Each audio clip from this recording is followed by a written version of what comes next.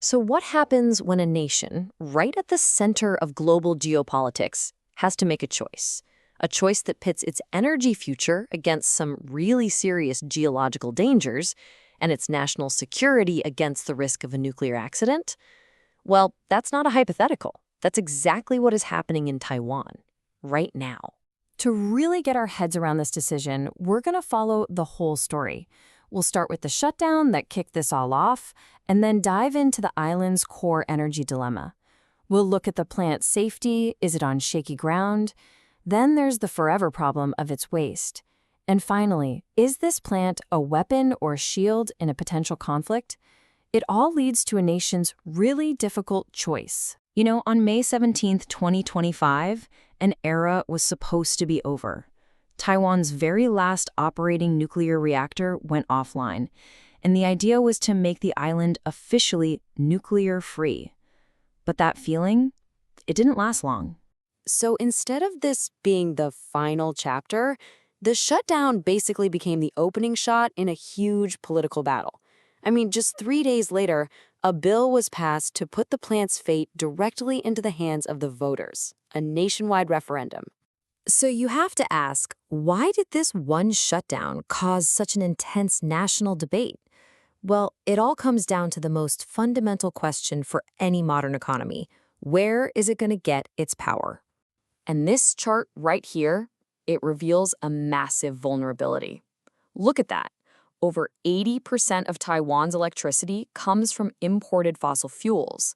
So for the people who want to restart the plant, relying this much on outside sources is just an unacceptable risk. Proponents are basically saying that the government's big push for renewable energy just hasn't delivered, and it's forced the island to keep burning tons of coal and gas.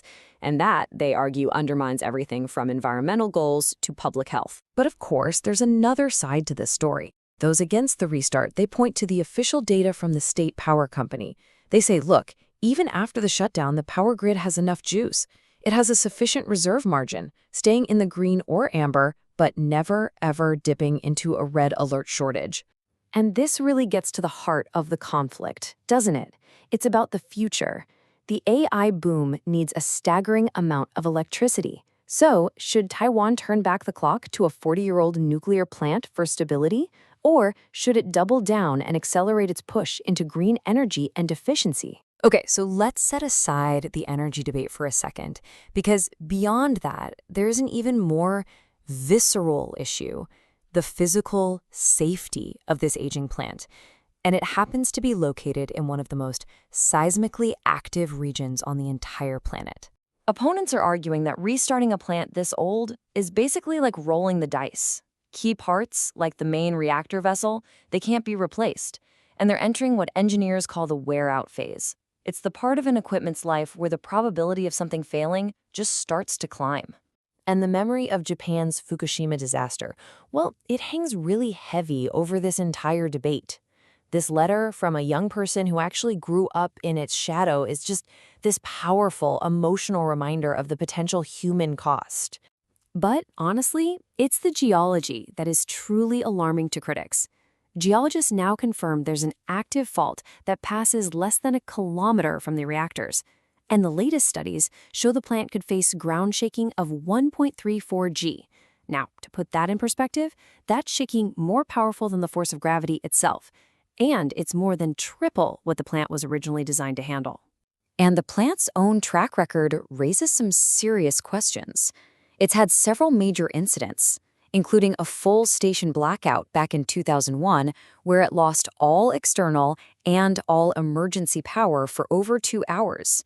That was a near miss that could have been a catastrophe. And let's say the plant runs perfectly. Even then, it leaves behind this generational burden. So the debate has to tackle a challenge that could last for tens of thousands of years. What on earth do you do with the highly radioactive spent fuel? So what's the solution? Well, the pro-restart side points to some really interesting emerging technology, like deep borehole disposal. The basic idea is you drill these incredibly deep holes several kilometers into the bedrock and use the Earth's own geology to permanently seal away the waste. They argue this tech is mature and it's safe. But, and this is a really big but, Opponents counter that this is a theoretical solution being applied to a very real and very difficult problem.